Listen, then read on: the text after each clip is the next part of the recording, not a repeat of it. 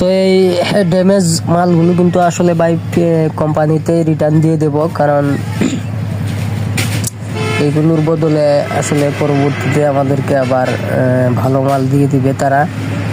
তো এতে আসলে কোনো সমস্যা হয় না, মাসের মাস তারা এই ড্যামেজগুলো কিন্তু আসলে ক্লিয়ারভাবে দিয়ে দেয় সব সময়, কোনো ঝামেলা নেই এতে।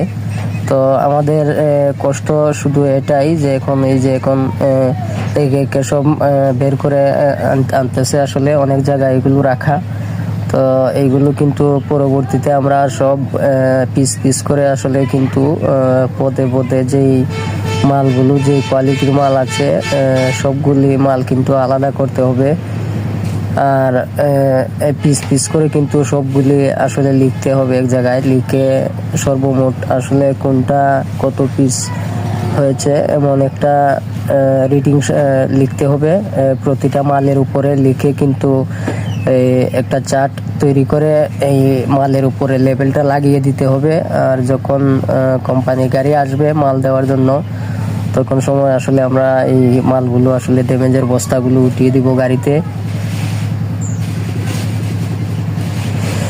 কোম্পানিতে চলে গেলে আসলে তারা হিসাব করে যখন দেখবে